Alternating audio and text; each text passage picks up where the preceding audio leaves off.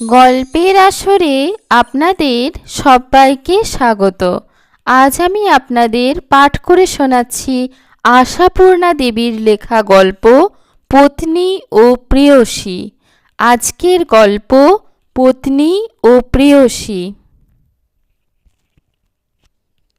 কলেজে ঢুকিয়া ইস্তক প্রেমে পড়িবার জন্য অমানসিক চেষ্টা করিয়া আসিতেছি, অথচ আজ পর্যন্ত পড়িতে পারিলাম না অর্থাৎ পাইলাম না।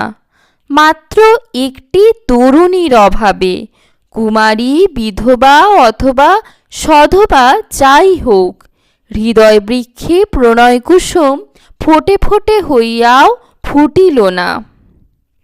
গলা না থাকিলে গান গাওয়া চলিতে পারে, বউ ব্যতি রেখে শ্বশুরবাড়ি যাওয়াও খুব বেশি অসম্ভব নয়, কিন্তু তরুণীর উপস্থিতি ব্যতীত প্রেমে পড়া আজ পর্যন্ত কোথাও শুনিয়াছি বলিয়া মনে পড়ে না।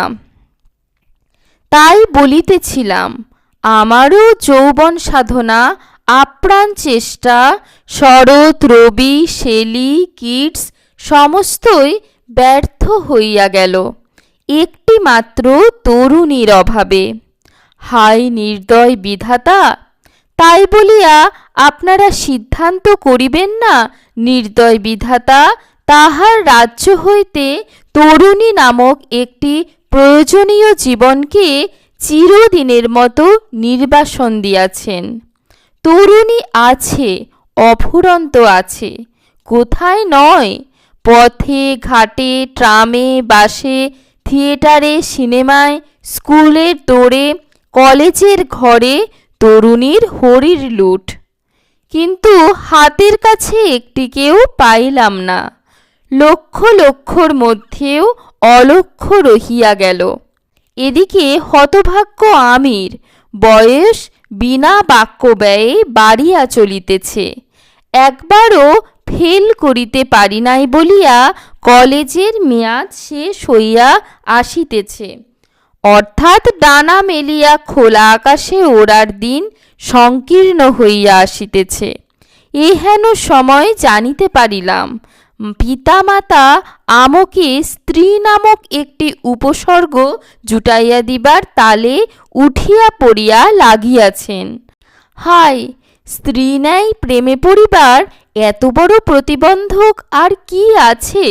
বিবাহ মানে মুক্ত আকাশ হইতে উদ্দাম পক্ষযুগল গুটাইয়া আনিয়া চিরদিনের মতো একটি মাত্র বৃক্ষের কোটরে কবরিত হওয়া, নীর বাঁধিবার উপযুক্ত কিছু খড়কুটা সংগ্রহের নিমিত্তই বাঁচিয়া থাকা, খাইবার এবং খাওয়াইবার উপযুক্ত কিছু পাকা ফল জুটাইতে পারিলেই চরিতার্থ হওয়া। এক কথায় সমস্ত সম্ভাবনার ইতি, সমস্ত কেরিয়ারটাই মাটি। যাক, যাহা মাটি হইবার তাহা হইবেই। বিশ্বশুদ্ধ লোকের যাহা হইতেছে, আমার বেলাতেই তাহার ব্যতিক্রম হইবে এমন আশা করি না।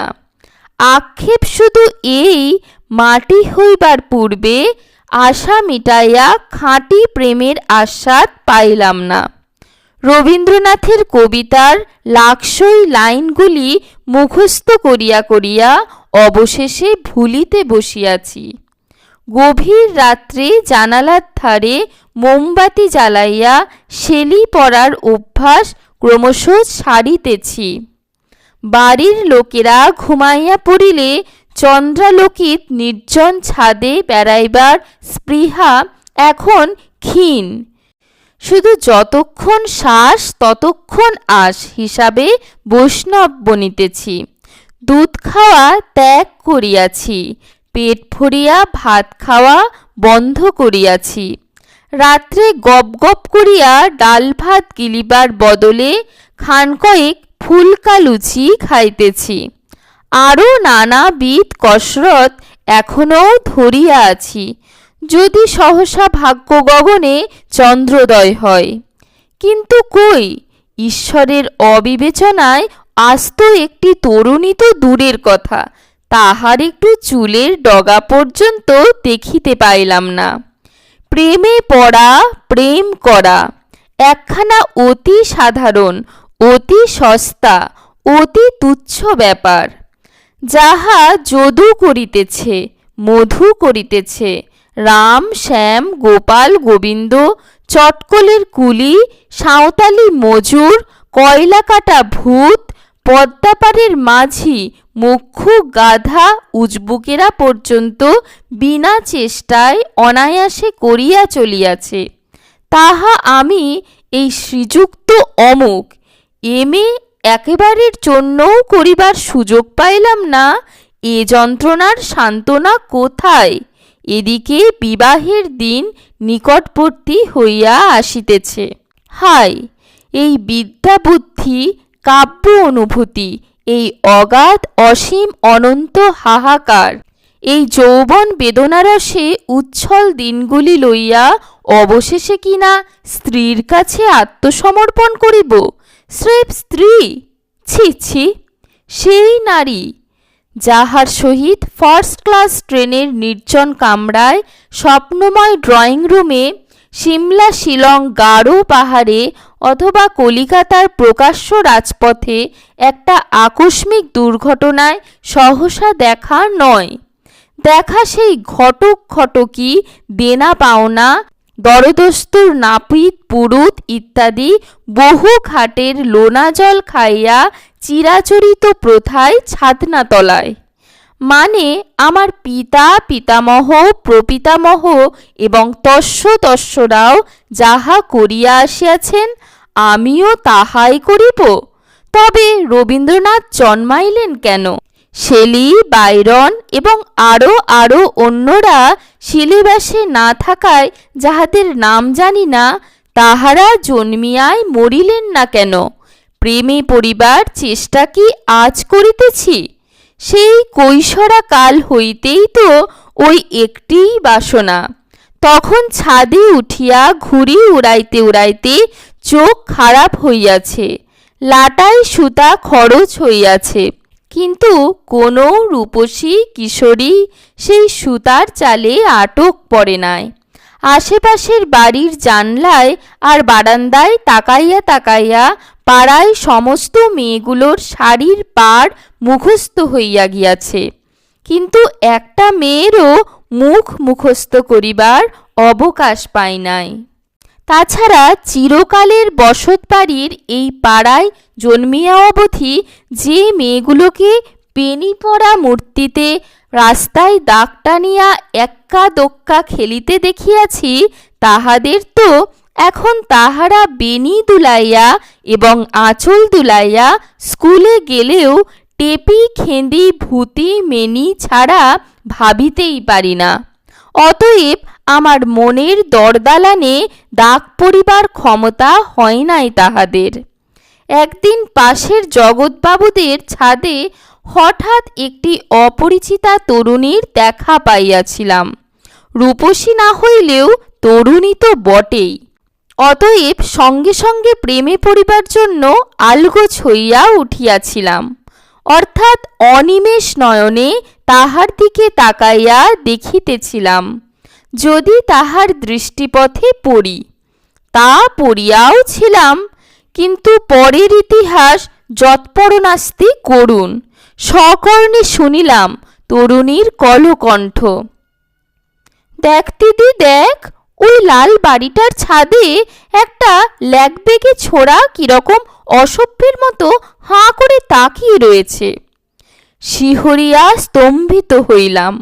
জগৎবাবুর স্ত্রী নিম্ন কণ্ঠে কহিলেন, আরে চুপ, ও তো ভাদুরীদের।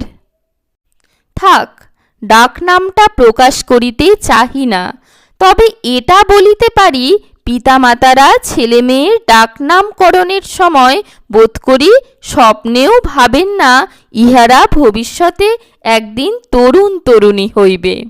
জগৎবাবুর স্ত্রীর বাক্যের শেষাংশ শুনিতে পাইলাম, ওটা তো নেহাত বাচ্চা রে, ঘুড়ি উড়িয়ে বেড়ায়, দেখিস না, ছেলে মানুষ। অপর কণ্ঠ, ছেলে মানুষের মতো ভাবভঙ্গি তো নয়।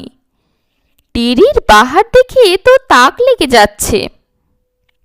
পাড়ায় থাকো, এসব হতচ্ছাড়া ডেপো ছোড়াদের শায়েস্তা করতে পারো না? কখনো কোনো কাব্যে নাটকে নায়ক সম্পর্কে নায়িকার এরূপ জোরালো উক্তি শুনি নাই। বেত্রাহত কিসের মতো যেন ঘাড় নিচু করিয়া ছুটিয়া নামিয়া আসিলাম। ব্যাস, বাড়ি বসিয়া প্রেমে পড়িবার স্বপ্ন ওইখানেই ইতি। অতএব পথে সর্বদাই বাসে চড়িবার সময় প্রয়োজনের অতিরিক্ত পয়সা লইয়া উঠিয়াছি। কখনো কোনো মেয়েকে মানিব্যাগ হারাইয়া কি বলে ভীতচকিত নেত্রে ইতস্তত চাহিতে দেখি নাই। রাস্তার পাশ ছাড়িয়া মাঝখান দিয়া চলিতে চলিতে অপেক্ষা করিয়া করিয়া হাল ছাড়িয়াছি।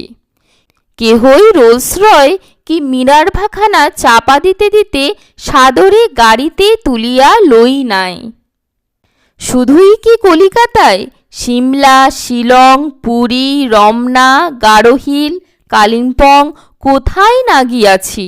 হাতের কাছের গিরিডি, মধুপুর, দেওঘর, দার্জিলিংয়ের নাম আর নাই করিলাম।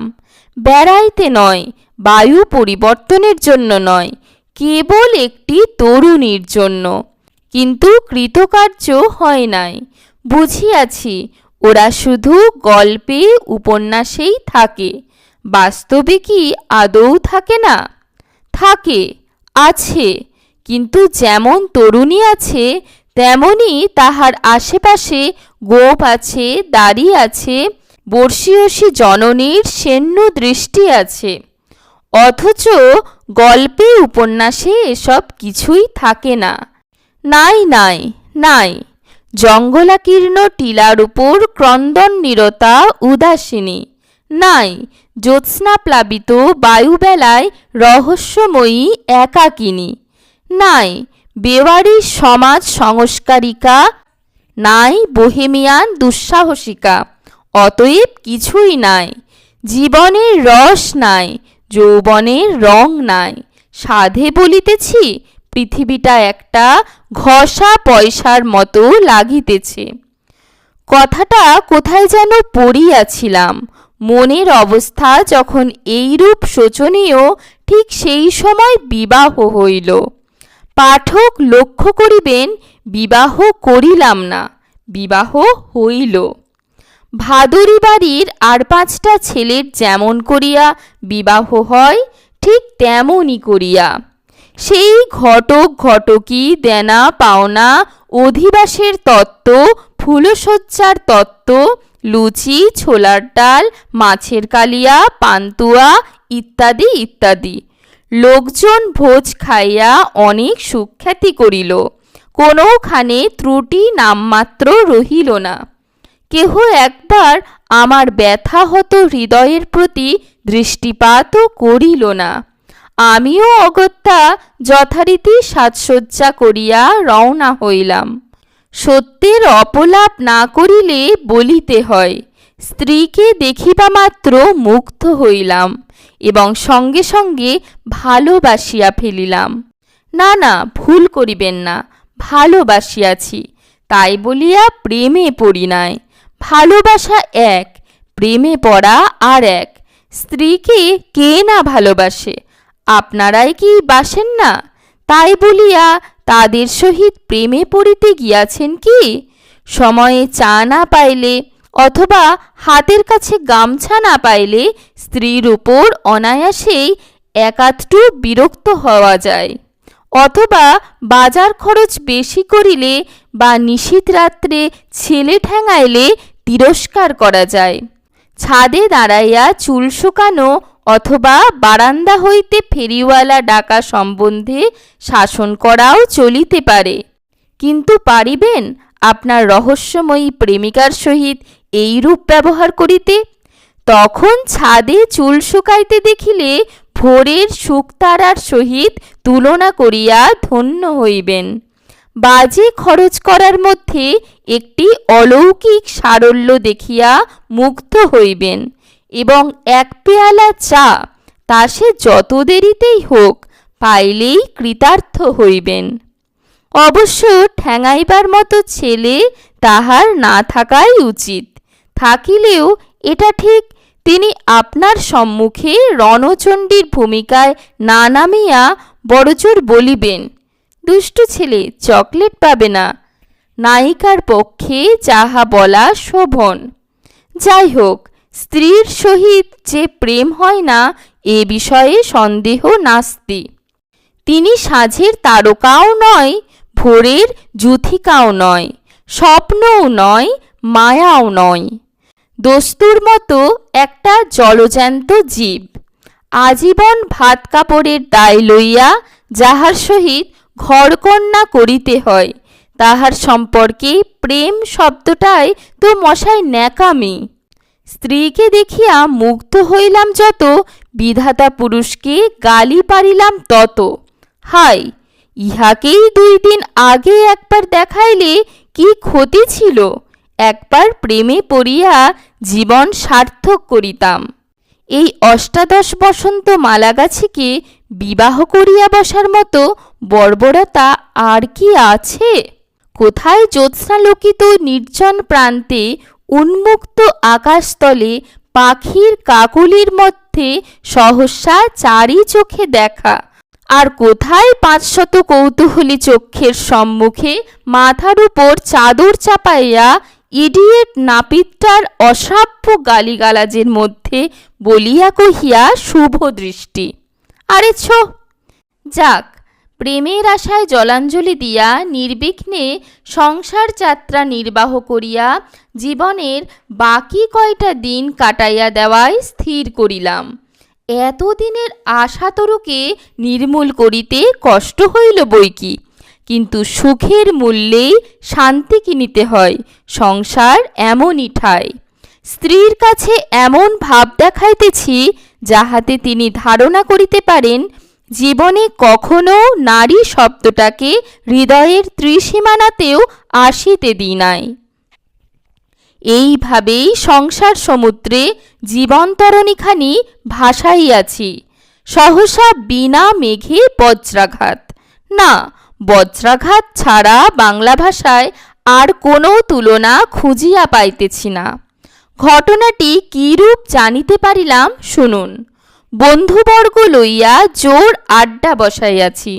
সহসা বাড়তি একজোড়া তাসের আবশ্যক হইল।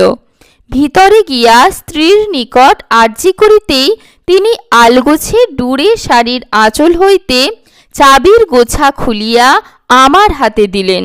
দেখি তাহার আশেপাশে স্তূপীকৃত মোচার খোলা, 2টি হাত মোচার আঠায় কলঙ্কিত। ব্যাপারটা বড়ই দৃষ্টিকটু ঠেকিল। না হয় স্ত্রী, নেহাতি স্ত্রী মাত্র, তবু 18 বছর বয়স তো।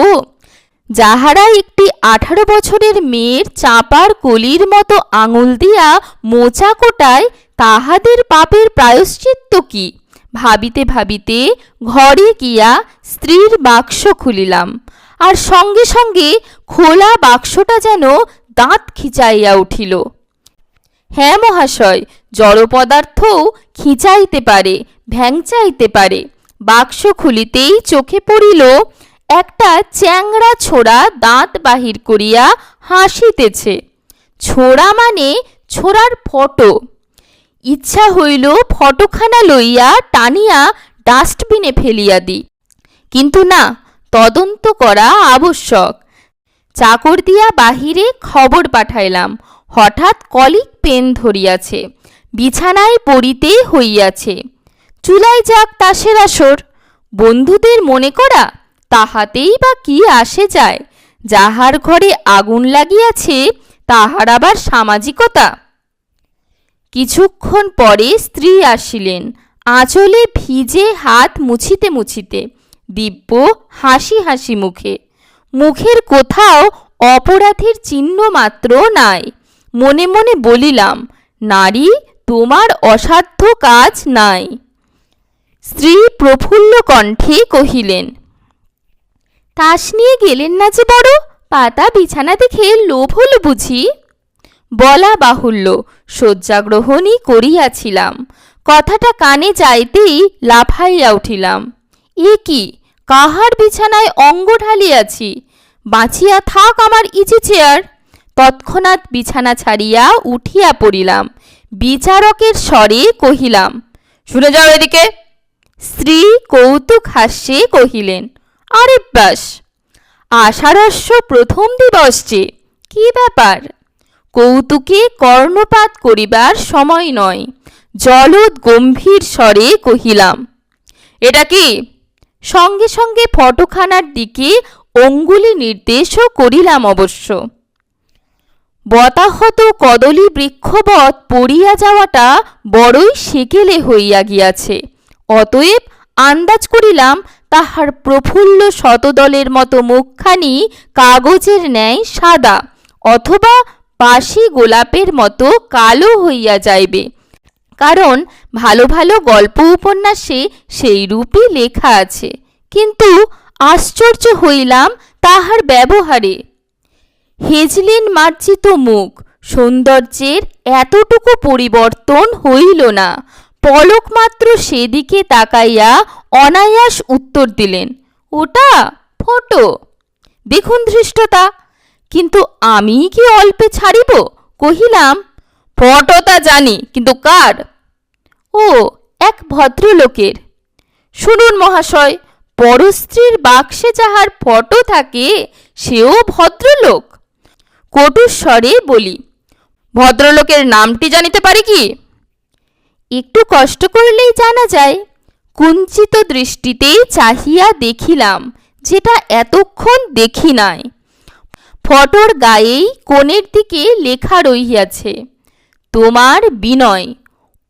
অগ্নিতে ঘৃতাশ্রুতির কথা শুনিয়াছি, নিজের মধ্যে তাহা স্পষ্ট অনুভব করিলাম। টেবিলের উপর চাপড় দিয়া কহিলাম, তোমার কাছে ওর ছবি থাকে কেন? থাকবে না কেন শুনি? এ কি, এ যে স্পষ্ট বহেমিয়ান ভাব। তার মানে রীতিমতো সাহসিকা। যে সাহসিকাকে সেই হাফ প্যান্ট পরার বয়স হইতে খুঁজিয়া খুঁজিয়া হয়রান হইয়াছিলাম, তাহাকে অবশেষে কিনা নিজের ঘরের মধ্যেই পাইলাম। কিন্তু বিবাহের পূর্বে ও পরে অনেক তফাৎ। যদুর স্ত্রীকে মধুর হাত ধরিয়া অজানার উদ্দেশ্যে যাত্রা করিতে দেখিলে সেই মহান প্রেমের চরণে অবশ্যই মাথা নোয়াইব। তাই বলিয়া নিজের স্ত্রীর বাক্সে অপরের ফটো সহ্য করিতে হইবে? অসম্ভব। পৌরুষ গর্ব গর্জন করিয়া উঠিল, না, থাকবে না, থাকতে পারে না। নিজের হাতে আমার সামনে দেশলাই জেলে পোড়াও। স্ত্রী কোনো কথা না কহিয়া ছবিখানি লইয়া বাক্সের ডালা খুলিয়া নিচের খোপে রাখিলেন। ধীরে সুস্থে চাবি লাগাইলেন। চাবির রিং ডুরে শাড়ির আঁচলে ভালো করিয়া বাঁধিলেন। তাহার পর বিছানার ধারে পা ঝুলাইয়া গম্ভীরভাবে কহিলেন, আর কি হুকুম আছে? কি অদ্ভুত নির্লজ্জতা! সহসা বাসনা জাগিল সেই নিটোল তাজা গালের উপর দিয়ে এক চড় কষাইয়া। সম্পাদক মহাশয়, সাবধান, পত্রিকাখানা আবার বাড়ির ঠিকানায় পাঠাইবেন না। কিন্তু এটা অতি আধুনিক সুসভ্য যুগ, তাই কষ্টে বাসনা সংবরণ করিলাম। তবে স্বীকার করুন আর নাই করুন, বর্বর যুগের পুরুষেরা অনেক সুখী ছিল। সভ্য যুগের দুঃখী পুরুষের হাতে বচন ছাড়া আর কোনো অস্ত্র নাই। অতএব সেই অস্ত্রই হানি। এই বিনয়টি তোমার কে? স্ত্রী মুখ টিপিয়া হাসিয়া কহিলেন, তাও বোঝেননি এতক্ষণে? ধন্য বুদ্ধি তো। তাহলে ও তোমার প্রেমিক? অভদ্র ভাষায় বলতে চাও তো তাই বলো, নচেত বন্ধুও বলতে পারো। রেখে দাও তোমার ভদ্রতা, বিয়ের আগেই তাহলে প্রেমে পড়ে এসেছ? কি মুশকিল, বিয়ের আগে পড়বো না তো কি বিয়ের পরে পড়বো? ছি ছি ছি, কথাটা বলতে তোমার লজ্জা করলো না? স্বামী ছাড়া অন্য একটা পুরুষকে? উ, হাসালে তুমি। মাথা নেই তার মাথা ব্যথা। কিন্তু তুমি না হিন্দুর মেয়ে? অনুরা অবস্থায় স্ত্রী একবার নড়িয়া চড়িয়া বসিয়া কিছু গম্ভীরভাবে কহিলেন, হিন্দুর মেয়ে বলতে তোমাদের ধারণাটা কি? নীতি রত্নমালার একটি পরিচ্ছেদ? হিন্দুর মেয়ে তার আইবুড়ো বেলাটাও ভবিষ্যৎ পতিদেবতার নামে উইল করে রাখবে? ক্রোধে মুখে উচিত কথা জোগা এলো না, উল্টে বলিলাম, আমি অন্তত তাই মনে করি। তোমাকে বিয়ে করার আগে আমি কি কোনো মেয়ের সঙ্গে প্রেম করতে গিয়েছিলাম? পাঠক দেখুন, মিথ্যা কথা বলি নাই। স্ত্রী কিন্তু লজ্জিত মাত্র না হইয়া তৎক্ষণাৎ বলিয়া উঠিলেন, করনি সেটা তোমার বুদ্ধুমির জন্যে, আমার জন্যে নিশ্চয় নয়। তবে করলে আমি তোমার টেবিলের ড্রয়ারে দুখানা পুরনো প্রেমপত্র কি চুলের কাঁটা অথবা খেঁদামুখী একটা ফটো দেখলে মূর্ছা যেতাম না। দেখছেন তো এখনকার মেয়েদের সহিত কথায় পারিবার জো কোথায়? উপন্যাস পড়ার কুফল আর কি। গুম হইয়া গিয়াও হঠাৎ দাঁতে দাঁত চাপিয়া বলিলাম, বটে, মূর্ছা যেতে না? না। একটা দস্তুর মতো প্রেমে পড়িয়া যদি দেখাইতে পারিতাম, দেখিতাম ঈর্ষা বস্তুটি কেমন। কিন্তু না, জমার ঘরে মোটা অঙ্ক থাকিতেই যাহা পারি নাই, আজ এখন খরচের খাতায় নাম লিখাইয়া। তাছাড়া আর কি, বিবাহ মানেই তো খরচ হইয়া যাওয়া। স্ত্রী কি মনে করিয়া কোমল কণ্ঠে কহিলেন, মিথ্যে মন খারাপ করছো কেন বলো তো? যাও, বন্ধুরা বসে রয়েছে, খেলোগে। আশ্চর্য, এই কোমলতার মধ্যে ছলনার আভাস পাইলাম না। তবু স্বামিত্বের অভিমান। ক্ষুব্ধ কণ্ঠে কহিলাম, মিথ্যে মিথ্যে মন খারাপ? তার মানে দাম্পত্য জীবনের পবিত্রতাও মানো না? ও বাবা, মানি না আবার, বিলক্ষণ মানি। মানি বলেই তো বিয়ের দিন 3খানা ডাক টিকিট খরচ করে লম্বা লেকচার দিয়ে এলাম। পূর্ব কথায় যবনিকাপাত হোক। এখন আমার পবিত্র দাম্পত্য জীবনের মাঝখানে নাক গলাতে এসো না। রূঢ় হইতে গিয়াও কেমন পারিলাম না, খাপছাড়া গলায় কহিলাম, তাকেই বিয়ে করলে না কেন? বিয়ে? স্ত্রী হাসিয়া উঠিয়া কহিলেন, কি সাংঘাতিক সাংঘাতিক! অমন একখানা খাঁটি প্রেম বিয়ে করে নষ্ট করতে আছে? বিয়ে মানেই তো প্রেমের জবাই। রণক্ষেত্রে নীতি মানিলে চলে না, তাই বলিয়া উঠিলাম, কেন, স্বামী স্ত্রীর মধ্যে ভালোবাসা থাকে না? ভালোবাসা থাকতে পারে, থাকেও, তাই বলে প্রেম? না, তুমি হাসিয়ে ছাড়লে দেখছি। দেখুন, আমারই অস্ত্রে আমাকেই ঘায়েল। অথচ এ যাবৎ ভাবিয়া আসিয়াছি, আমার চিন্তাধারা কি মৌলিক। বাঘের ঘরে ঘোঘের বাসা আর কাহাকে বলে?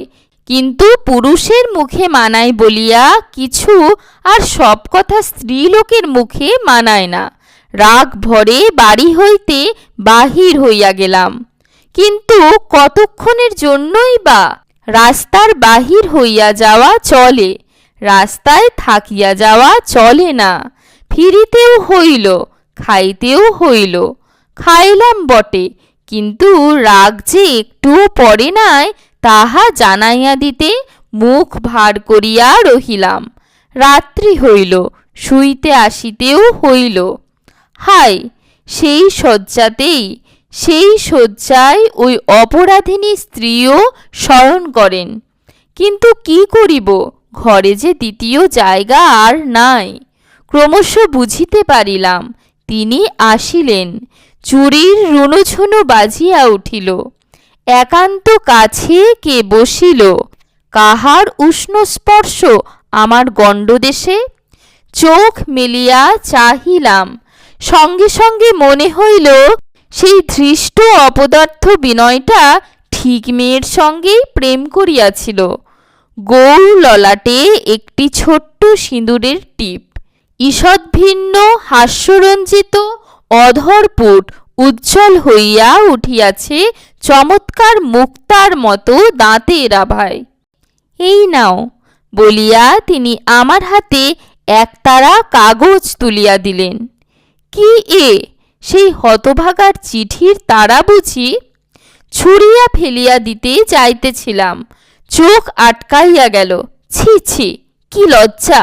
এ যে আমারই আজন্ম বিরহী কৌমার চিত্তের উচ্ছ্বাস। না চাহিয়াও বুঝিলাম পত্নী হাসিতেছেন।